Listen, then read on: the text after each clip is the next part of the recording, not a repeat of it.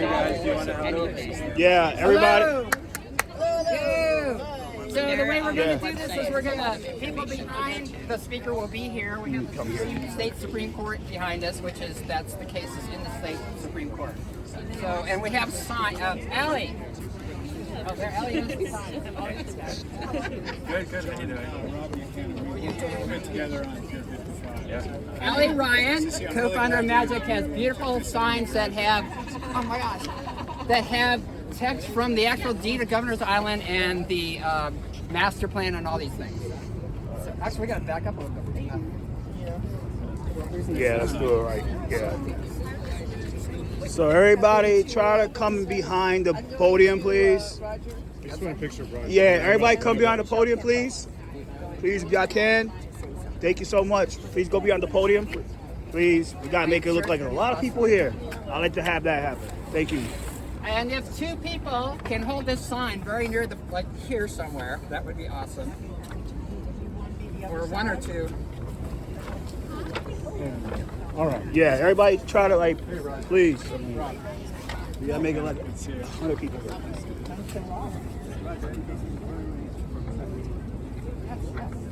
Yeah, thanks everyone for coming. Should we start? Or? Yeah, you start. Yeah. Well, Allie Ryan's going to film it. Where's Allie? She's right there. Okay. Anybody from the press here? Yeah. Oh gosh. Let me go right here. Sorry. And there's other signs here. People want to hold up small ones. They're kind of beat up, but they're from back in the day. Hold up your hand if you want. Yeah, please. Pretty not TNT. That was the runner-up name for Magic. All right, and the sun keeps moving. Yeah. I'll move back another. Hopefully, we're Please, not blocking the please. sidewalk. Gosh, I really don't like being on camera, but that's life. And we do have little handouts for people who want to find the website later. Gotcha. I'm sure y'all have been there. Okay. Analog. Oh my gosh, I am not prepared. That's all right. Okay, we're starting this press conference now. This is the Metro Area Governor's Island Coalition, Magic's press conference regarding the lawsuit to overturn the 2021 rezoning on Governor's Island, which, anyway, and the hearing for that actually is this Thursday, February 8th. And just off the bat, I want to thank people, or Magic wants to thank all kinds of people, our legal team, John Lobert, Chuck Weinstock, who wrote the amicus brief. Thank you very much for Chris Marte and people who signed on to that. Alicia Boyd, who will be speaking in a little bit, who is one of the early mentors of Magic, and still is actually. And the media who's covered this, and of course Chris Marte's office, and there's a bunch of sign-on groups. I would like, you can go on the website and see that there are many, that's page one, like over 70 groups, community groups signed on to our sign-on statement back in the day, and still are in touch. So thanks to all that. I'm Roger Manning, co-founder with Allie Ryan of Metro Area Governor's Island Coalition, Magic. I'm a native New York State resident, lived in New York City since 1982. My first visit to Governor's Island was that same year. And what else? Let's just improvise here. But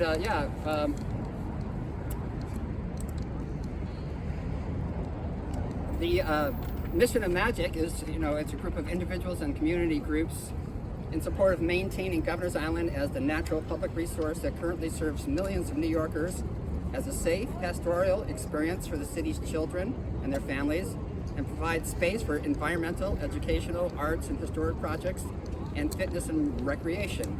We came together in November 2020 during the ULERC process for the zoning that we're now challenging. And as most of you probably know, Governor's Island is a 172-acre island, 800 yards off the tip of Manhattan. Originally used by the Lenape people for hunting and gathering and such things. And then The U.S. Army and Coast Guard was there for quite a while, and then the city obtained the island in 2003. There's a 2003 deed which defines what the island is to be used for and tries to offer some protections. A lot of people work very hard to make it a public resource. The lawsuit aims to nullify this rezoning that would compromise that, and we'll hear more about that from our attorney, John Lobert, and Christopher Marte, I expect as well. We're losing the sun again. Does it matter? It's not going to win. Okay, we're not going to win. You know, the Trust for Governors Island has done a lot of great stuff. They really have over the years. There's a bit of turnover in management, but you know, they're not perfect. For example, I mean, look at this. It's a little beat up, this poster, but this is from the Trust for Governors Island 2020, their vision of what Governors Island be. We've highlighted the sort of the newer thoughts there from them, but that's their image. And look at this right here. That's the tallest building on Governors Island right now, Liggett Hall, and it's just dwarfed by and this isn't the precise plan. This is what would be allowed to be there. This is their vision. So we're saying, hey, no. And basically what Magic's trying to do is get the city back on track with a vision that people worked so hard to put together in 2003. And before that, there was this huge flotilla of boats and stuff that went out and tried to, you know, promote this idea of public use and such. And you know, Governor's Island is not Roosevelt Island, it's not the Brooklyn Navy Yard, it's not Hudson Yards. These are all projects that people, higher ups in the trust, have actually worked on in the past. You know, it's not any of those things. And anybody who hasn't been there, anytime you want to go, Magic will take you out for a tour. In fact, I'll go out there this afternoon for people who might be interested. I think that's enough for me from now, or more than enough. Where's my thing? Okay. Well, let's hear from our attorney, John Lobert. Yeah. Hello, everybody. Well, in 2003, as I think most of you know, the federal government deeded Governor's Island to the city and the state, and it subjected it to deed restrictions, which, quote, were intended to ensure the protection and preservation of the natural, cultural, and historical qualities of Governor's Island, enhance the ability of the public to enjoy Governor's Island, and increase the quality of life in the surrounding community, the city, the state, and the United States. You know, I don't know if that really does it. I would say no. So, in 2010, the state and the city issued a master plan in 2011, by which time the city had taken it over. There was an EIS. These documents describe Governor's Island as an island like no other, a carefree island. Oh, there we have it. Yes. An island that allows visitors to leave the big city behind. Exactly. An island of vast water and big sky, and no less than 15 times in the EIS, it describes the 360-degree views that a visitor would have from the highest point in Governor's Island, which was the 70-foot high hill that is in that green space there. But just as nature abhors a vacuum, the city administration abhors any open space that isn't developed to the maximum. So in 2016, the city dumped this vision in favor of a mega dense real estate development, which you can see there, greenwashed by a Center for Climate Change, which, by the way, I think everybody here supports, but we don't feel it requires 260-foot high buildings. So now, instead of an island of vast water and big sky and 360-degree views, Mayor de Blasio in 2016 described Governor's Island as, quote, the site of a sweeping economic development project to support the city's economic recovery that would create 8,000 jobs and an estimated $1 billion of physical impact for the city, all on Governor's Island alone. Well, that's too much. So he proposed zoning amendments, or actually the trust proposed them, the city proposed them, to facilitate, quote, the development of a new 24/7 mixed-use campus, which would double, or did double as approved, the square feet of development that were contemplated in the master plan,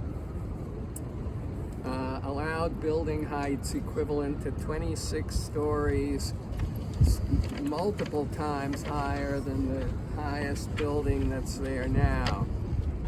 Whereas the deed restrictions prohibit industry and manufacturing, the zoning as approved allows them. The deed, with narrow exceptions, prohibits residential uses, the zoning allows them without limit. The deed requires 40 acres of parkland to be dedicated in perpetuity, and the city's zoning provides 0 dedicated in perpetuity.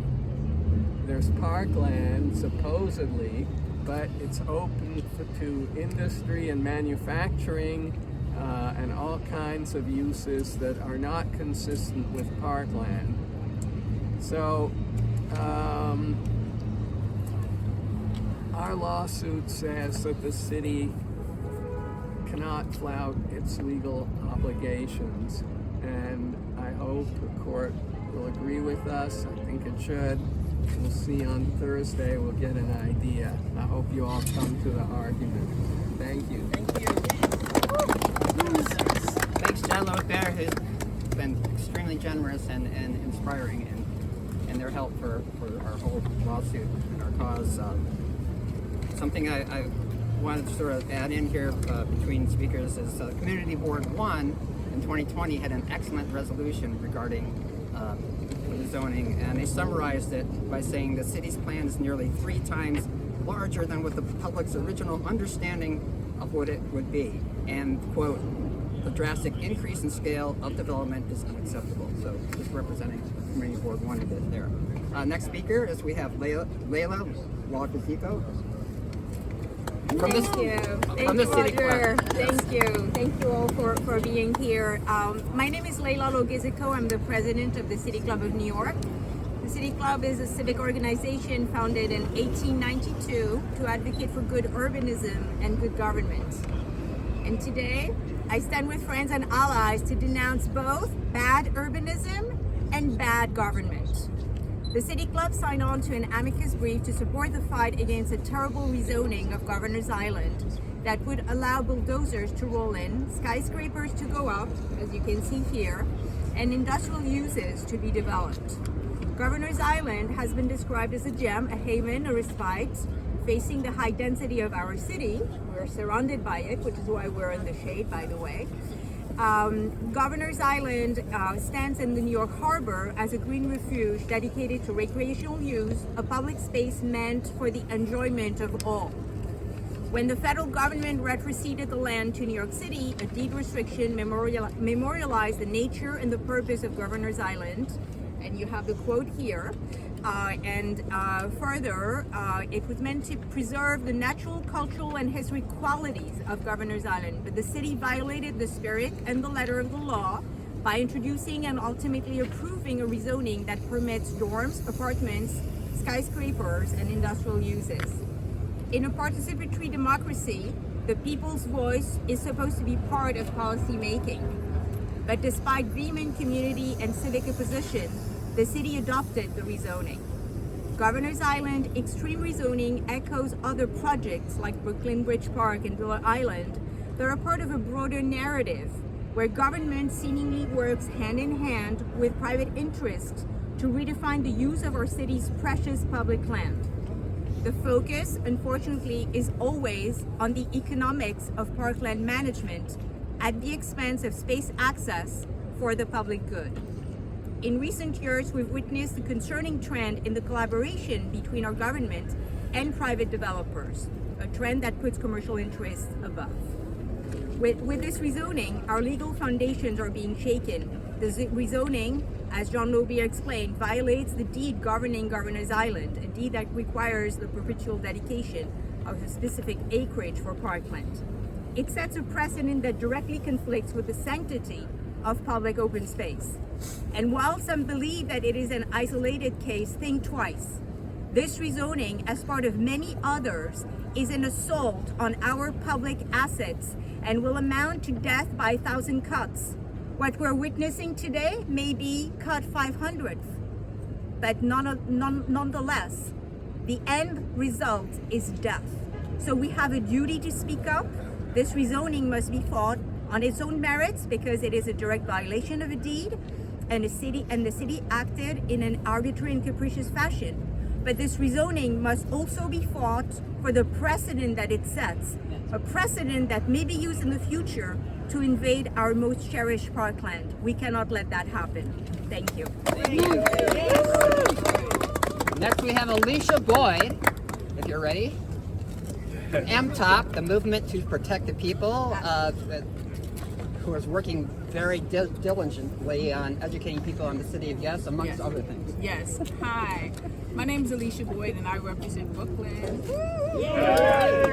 And of course, we've had our own struggles against development and parkland and garden land in that community as well. And so what we see is a pattern all over New York City where you are coming in, you see the sun, you see light, you see air, and then you decide that now you want to see shade, you want to see. And they violate the law constantly. They always talk about environmental concerns. They're always telling you how they're concerned about the environment and how we're going to protect the environment. But these monstrosities that are being planned are not for the protection of our green spaces, and it's not for the protection of our people. It is for money.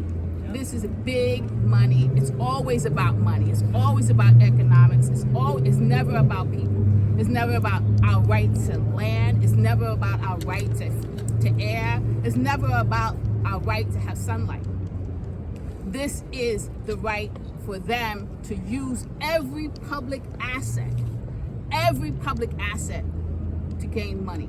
And this is a pattern. And I'm so glad that we're talking about setting precedent, because this is setting precedent. If you cannot honor a fucking deed, what are you gonna honor? You're not gonna honor anything. It's written in the fucking law. It's in the ground. A deed is the ground. It's written in the ground. And you are saying, we don't care what's in that ground. We don't care what the forefathers said that this land was supposed to be about. All we care about is money. And as long as money is the root, we will violate every law. Yep. And we have to stand up. And I also am talking about the appeals court, for God's sake. When is the appeals court gonna step in and say enough is enough? Well, this is the case where the appeals court should come up and say enough is enough, New York City. Yeah. You have to abide by the laws in New York City. You have to protect your green spaces, New York City. You cannot give it to developers. You cannot give it to big real estate interests. You have the right and you have the responsibility that's embedded in the law. Yeah. That says that the earth and the sky and the air belongs to the people. Yeah. It belongs to us. And it's up to the appeals court to step up and take this case and send a message to these greedy developers that enough is enough. Governor's Island you cannot have. It is not yours to take, and we're not letting you take it. This belongs to the people, and we are going to give it back to the people, and we're going to allow people to have green space and air and light. Because once we give this up, what do we have? We got shade and concrete. We need our green spaces. My ancestors knew that and they fought. And we need to stand here and fight too for Governor's Island.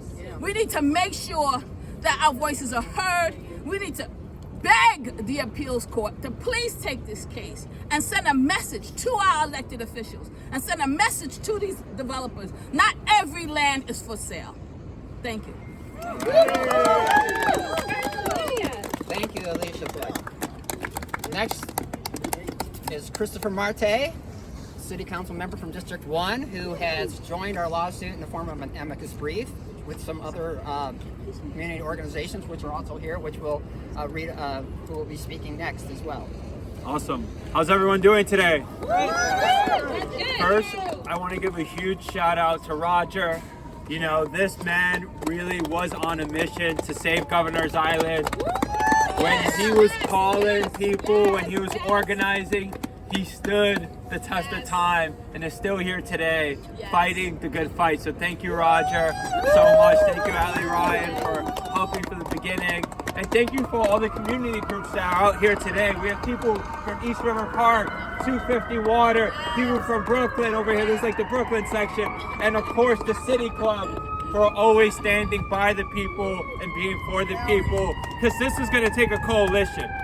We're all here because we know what the worst case scenario is. We can look at this map. When we look at this map of Governor's Island, we see that it's only for developers and not the people that actually cherish the space, that uses this space, right? We know that there is a climate center going on, Governor. I'm gonna let these trucks go by. Take two coming up. Hey, can we have the signs with the text kind of come with front and center? Yeah.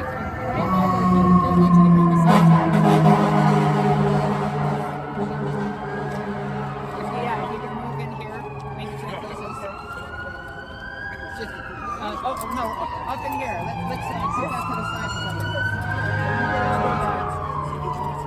Right here. Just at least for a few minutes, just to get all the text in. All right, great. Well, I have some silence. I'm gonna try to use it. Actually, let's look at this photo. This is the worst case scenario, right? This is what nobody here and no one who has ever been to Governor's Island wants. And this is what we're fighting. We're not fighting the climate center. Yes, we want the height to be lower, and it should be lower and more spread out to meet the nature and the contextual environment of Governor's Island, but we don't know what's next. And I think our city has manipulated the process of the climate center to say, look, the community is part of this process, is part of our RFP process, but for every other development, we have no say. We have no way to stop it. We have no ways to minimize it. And as we see, they can break the laws that exist right now. So the zoning that is there now, how do we know they're going to respect it if they can't even respect the deed of the island? And so that's why we're fighting here today. We're fighting to make sure that the laws are abided by and that people keep the green space that we desperately need. Every summer, we have extreme heat. Every winter, we have extreme rain. And we continue to ask what the city can do. And one thing the community have asked is says, please don't touch our parkland. The same way they would never touch Central Park, the same way they won't touch Prospect Park, they should not change Governor's Island. Because people who live in Sunset Park and Lower Manhattan, that is our green haven. And so I'm here, and I supported this amicus brief to show that we're here to fight, and we're here to fight to win. Thank you. Thank you, Christopher Marte, and your staff for being so supportive. Chris spoke at our first press conference before you were even elected down in Battery Park. And it's just a fun fact I want to point out. The co-founder, Ali Ryan, was married on Governor's Island. We kind of didn't mention that. And then referring to the climate center thing, it's only taking up 25% of the development zones. It's in this right in this little corner here. And to their credit, Magic has met with Stony Brook and all the universities that were vying to develop a climate center. And their plan is infinitely less terrifying than it was in the beginning, but still, it's too much. But I think that particular improvement is about 60% of it is doing building reuse. So that's good. But I actually have one more point. Yeah. I forgot to add this, but we have amazing organizations on Governor's Island. We have Earth Matters. We have Grow NYC. We have the Billion Oyster Project. And our fear, High School. Yeah, and our fear is that once big development comes in, these guys get pushed out. we already started seeing it with the potential movement of Earth Matters. And so this is not just a fight for the land. This is for the fight for people who are actually doing the work and meeting the moment when we're trying to create climate justice all throughout this city. So just wanted to make sure that I mentioned that. Thank you. Yeah, as we point out, and Magic's always pointed out, there's already a climate center on Governor's Island. It's been there for quite a while. The Urban Farm with Earth Matter and Grow NYC, Building Ocean Project, NYC Audubon, the Harbor School. And we have, I don't know, so one of these posters on the back has the Magic plan. Thank you. Look at the back of your poster. Do you see like a map or something? I don't know. It's on the website. But Magic came up with an alternative visualization that provided a pool fitness center for the Harbor School in a particular spot. And the Trust in the City stole our idea, and it's going to happen. So they should steal more of our ideas. Just saying. We've always supported the Harbor School and all the groups on the island. Okay, so I am looking for my list. Okay, so some of the community groups that joined Christopher Marte on the amicus brief include the Seaport, who's here, East River Park Action, who's supported Magic all along, the Bowery Alliance of Neighbors, Friends and Residents of Greater Gowanus. Frog's here, right? Where'd you go? You're the next speaker if you're up for it. Gowanus. No, I'm cheering them because Gowanus needs Okay. our attention. Yes. They sent us a statement, but we'll put it in the press release. Also, then next, East River Park Action is the next speaker. Harriet. So, East River Park Action, the people in East River Park Action know how devastating it is when all the trees are chopped down for a quote-unquote resiliency project. So we were probably not the first greenwashing project of the city, but we are a greenwash. This is a greenwashing, and so is what's going to happen to Governor's Island if we don't stop it. And I guess the only other thing I want to add is that we have an Instagram page, and on our page there are about 6,500 followers, and the words that we see the most often are ecocide, tragedy, heartbroken, devastating, and not resilient. So that's about all I have to say. Thank you. Thank you, Harriet from East River Park Action. Bowery Alliance of Neighbors was going to speak, but they're a bit under the weather. Well, no, you're here? Bowery Alliance of Neighbors. Yeah. Oh, okay. Bowery Alliance of Neighbors is next. This is Michelle Campo. Thank you.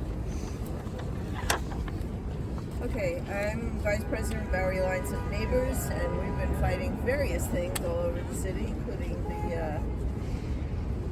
the state's oldest road to keep it where it is and have preservation happen, which works and doesn't work, and we know how the city works.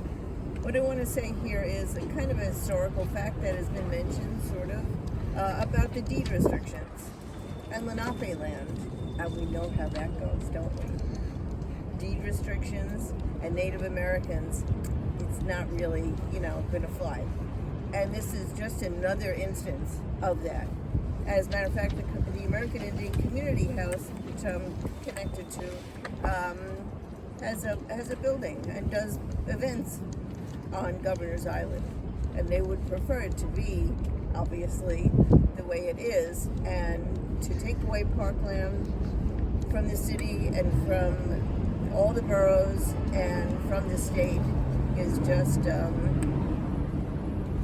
devastating. So I'm hoping for this lawsuit to go through, and it should, because it should. That's all I have to say. Okay, thank you. Some of the other amici of New York Friends of Clearwater, Tom Fox, Kent Bartwick, a couple of land use activists have been done a lot for the New York City, and we'll put more information on them in the release that we'll send out after. Does Seaport want to speak? I'm Michael Kramer. I'm the president of South Street Seaport Coalition. Oh, so, we've been following this for 20 years probably. And, we always expected that there was a small development zone, but that small development zone has been enlarged in height. We certainly, I always looked at the World Trade Center, and they used that as a justification for building those buildings. And then they couldn't find any tenants that were involved in international trade. So Governor Rockefeller just filled it up with state employees. And I have a feeling, the greenwashing that was just referred to is the same thing. Using climate as a sphere of development. Community Board 1, I know I can't speak for them, but I can tell you that they came out with a strong resolution against this. They suggested that 300-foot height be reduced to 125 feet. Now we learned it's going to be 250 feet, but it's still twice what it should be to be contextual. Community Board 1 talked about the need to designate the open space, as it's called now, as New York City parkland, so it really gets the protections that it needs, and that's something that we would advocate very much as well. At the Seaport, we're fighting what we call inappropriate development. How can you take 3- and 4-story buildings in the historic district and allow the Howard Hughes Corporation to put up a 26-story building that violates every rule that the Landmarks Commission has ever written? But the Landmarks Commission narrowly approved it. Judge Engoron, who looks like something may be happening today. I see a lot of media people here. He agreed with us, and we thought we won the case, and then it went to the first department of the appellate, and that's where all the lawsuits go to die, all the community lawsuits. And so now we're waiting to hear from the Court of Appeals up in Albany to find out whether they will hear our case and whether they will uphold the law. And the rule of law is pretty important, and hopefully it'll still be important after November of this year. Okay, thank you. Thank you, Michael. We're almost done here. It's a point a lot of us are making, by the way. It's a key point, and John Lobert kind of touched on it earlier, is that they've never shown that the degree of development in this 2021 rezoning that we're objecting to is needed to do the stuff that needs to happen on Governor's Island. You can have a climate center, it doesn't have to be skyscrapers. Thank you. It doesn't have to be there. Yeah, well, that's right. That's another point. The climate center's a Trojan horse. Sorry. Look at the cute cartoon on our website. That'll kind of sum it up for you. It's only taking up 25% of the space, and we asked the trust directly at one of their events, oh, what about the other 75%? And they're like, future RFPs. But anyway, what we have last year, well, actually we'll have somebody read this statement, and then if anybody else wants to speak, they can also speak. Deborah Glick, it's not their direct district, but the New York Assembly member from District 66 has been very... Yeah, thank you. It has a representative here who will read this statement. I wasn't really prepared to read it. I'll read it. Introduce yourself. Deborah's been very supportive. My name is Roy Ruiz. I'm with Assembly Member Deborah Glick's office. I'll read her statement. It says, downtown residents have long faced a conundrum. We love our neighborhoods, but are faced with a lack of open space that impedes our health and well-being. Although Governor's Island is not in my district, it has been a much-needed respite for all residents of Lower Manhattan, providing a green space that is both beautiful and an escape from the density and crowds that exist in our communities. The Governor's Island rezoning was pushed through with limited community engagement during the height of the pandemic and approved despite there being no clear justification for chipping away at a beloved park to promote egregious development. I hope that This lawsuit is successful in overturning the rezoning and ensuring that the beauty and uniqueness of Governor's Island is maintained. Thank you. So, like I said before, we have these, if you want to be able to get to the website easily, get one of these things. And we will be putting up video from this event and text. I'm going to ask everyone that spoke today to send their text in so we can put it into a press release. Is there anybody else that wanted to say something? I want to say something. Hi, do you want me to stand there? Yeah. Are you sure? If you don't mind stepping. Hi, my name's Christine Demick. I live in Battery Park. I've lived in the Seaport, and we also live down on William Street when we moved here from Chelsea. I'm a speaker for public health, and I'm an author of a book called Detox Your Home. And I'm very interested in what affects our health, because I'm a breast cancer survivor. I had it 10 years ago, and I'm fine, thank God. But I've lost many friends in their 40s to cancer. A study just came out from Harvard showing persons that are closer to nature are healthier, okay, mentally and physically. And living down in Battery Park City, I have seen Wagner Park destroyed, absolutely destroyed. I live over it, and they called it resiliency. I've seen East River completely destroyed. And we all live down here, and we know this wasn't really a residential area until recently. And we have a beautiful park called the Battery. We have the Wagner, we have East River Park, and we have Governor's Island. And isn't it a surprise here that they're trying to take that away? When they see that we come down here, right? No surprise at all. We come down here and we live here and we bring a new vitality to the downtown area. And we have Governor's Island, and now they're going to take it away and try to monetize it. And we see it again and again. I believe it's Alicia that had said, you know, it's money and power, and it is always money and power. So we cannot let them take this away. We absolutely can't, because if we do, we set a precedent, and they're going to do it again and again. And they're already doing it, calling it resiliency. I work in climate. That isn't resiliency. That was a big construction park. It was a big construction project that Hochul did. And let's also take it to the top, because we're talking about city, but we also need to look upstate. That's it. Thank you. Thank you. Thank you. Thank you. Anybody else? Oh, questions. If anybody has questions, there's that part of it. I don't know if... I have a question about the trust. You mentioned it just in passing. And so what is the truly big wall with the Governor's Island Trust? Is it just political, keeping jobs, their own jobs, or do you think that they are approachable or not approachable? The trust, well, actually we have to update this on our website. There's the names on the trust and their backgrounds. There's a lot of major real estate developer, HR&A advisors. There's all this, on the trust. They're on the trust. So they're and then Alicia Glenn, the head of the trust, quote the New York Times, Governor's Island is a nice piece of real estate. So that's, I think, part of the background.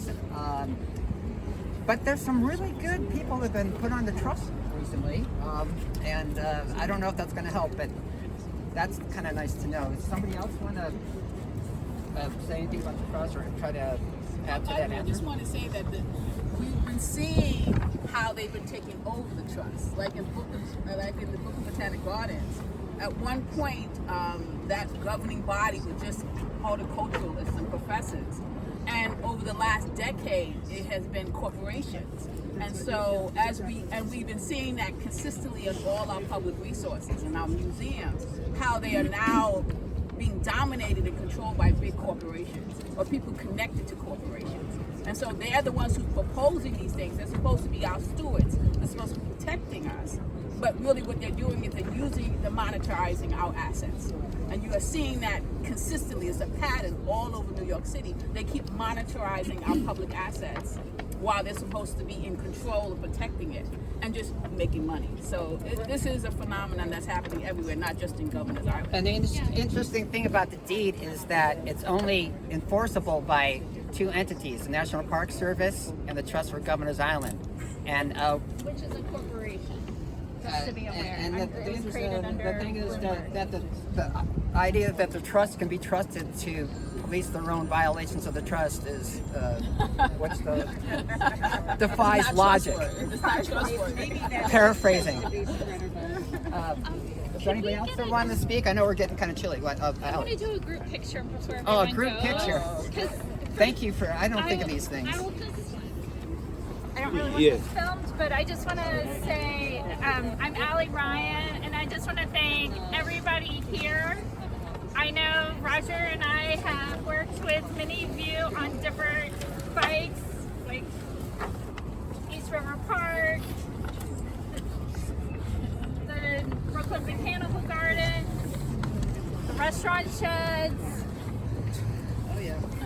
Wagner Park. And I just want to Project New York Harbor High School. Yes. The kids count. Come They on. do. Yes. I know 2 kids who go there. It's very important. But I just want to say, I know we've been working together on different fights over the past going on 5 years, and we've made a lot of new friendships, and I'm grateful that we've all come to each other's events Support. Yeah. and to support each other. Just, many members here are part of a larger group called Citywide People's Land Use Alliance that we created in December 2019. So, here's the I wanna magic say plan. I thank found you. it, by the way. But that's why I want a photo, because Yes. we're now, that was 2019, or was it 2020? I can't remember. But anyway, 4 or 5 years ago. Group photo. Hey, Christopher and everybody, we're gonna just do a quick one, and then Yeah. people can follow me to the Governor's Island area, which has heating. Thank you. Can we get the signs right in front though, with all the text? Yeah, all the signs actually. Please narrow up. Yeah. The sunlight behind the buildings. Oh,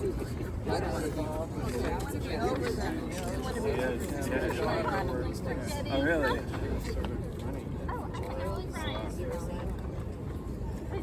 Come in. Shorter people in front. You guys get the signs right in front. Signs up front. Can you guys move one step forward? Yes. Just okay. Good. And look at here. Bend down a little bit. That's the thing. Good. Oh, you down here too. I'm trying to get my roll. Move over a little bit. That a wide angle, huh? Oh yeah, probably yeah. Look at here first. You guys got it? Are the signs in there? Yep. Yeah. 1, 2, 3. One more.